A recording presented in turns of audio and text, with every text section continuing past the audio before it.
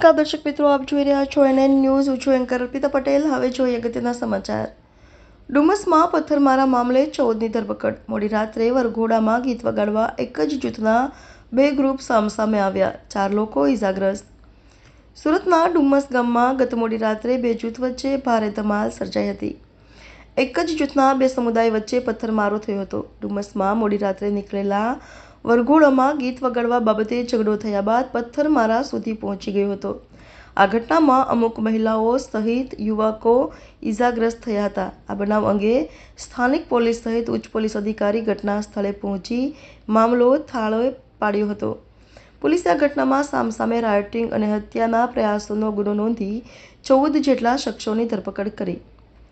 વાહનોમાં ભારે તોડફોડ કરી વરઘોડામાં બોલાચાલ અને માથાકૂટ મારામારીમાં પરિણમી હતી. જોતજોતામાં એક જ જૂથના બે સમુદાય વચ્ચે પથ્થરમારો થવા લાગ્યો હતો.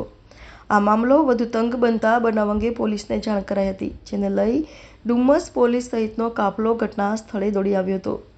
પરંતુ પરિસ્થિતિ બેકાબૂ બનતા ઈચ્છાપોર, રાંદેર, અડાજણ સહિતના પોલીસ સ્ટેશનોની મદદ લેવામાં આવી હતી. જે મોડી રાત્રે ઘટના સ્થળે પહોંચેલા પોલીસના મોટા કાફલા દ્વારા મામલો થાળે પાડવામાં આવ્યો હતો.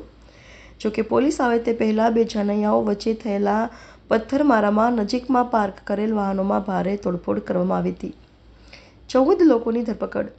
આ ઘટના અંગે ડીસીપી રાજેશ પરમારે જણાવ્યું હતું કે ડુમસમાં એક જ જૂથના બે લોકો વચ્ચે બનેલી પથ્થરમારા અને તોડફોડની ઘટના બની હતી. આ ઘટનામાં 4 લોકો ઇજાગ્રસ્ત થયા છે. તમામને હોસ્પિટલમાંથી ડિસ્ચાર્જ આપી દેવાયો છે. વરઘોડામાં ગીતો કેમ વગાડો છો એમ કહી અન્ય જૂથના લોકોએ ઝઘડો કર્યો હતો.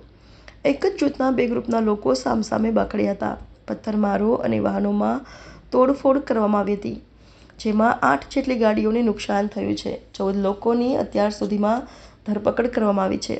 બંને પક્ષોના 14 શખ્સોને બે અલગ અલગ પોલીસ મથકમાં રાખવામાં આવ્યા છે. ઈચ્છાપોર અને ઉમરા પોલીસ ખાતે આરોપીઓને રાખવામાં આવ્યા છે, જ્યારે અન્યોની શોધખોળ હાથ ધરવામાં આવી છે. આ ઘટનામાં સામસામે 307 અને રાયોટિંગનો ગુનો દાખલ કરી આગળની તપાસ હાથ ધરવામાં આવી છે. જો કે અગાઉ ક્રિકેટ મુદ્દે પણ એક જ જૂથના આ બે સમુદાય વચ્ચે માથાકૂટ થઈ હતી. Reporter Rajubhai Sukhadia, NN news, Surat. દર્શક મિત્રો, તમારી આસપાસ બની રહેલી અવનવી ઘટનાઓ વિશે જાણવા માટે NN ન્યૂઝને લાઇક કરો, શેર કરો, સબસ્ક્રાઇબ કરો અને બેલ આઇકન પ્રેસ કરો, જેથી આપને નોટિફિકેશન્સ મળતી રહે.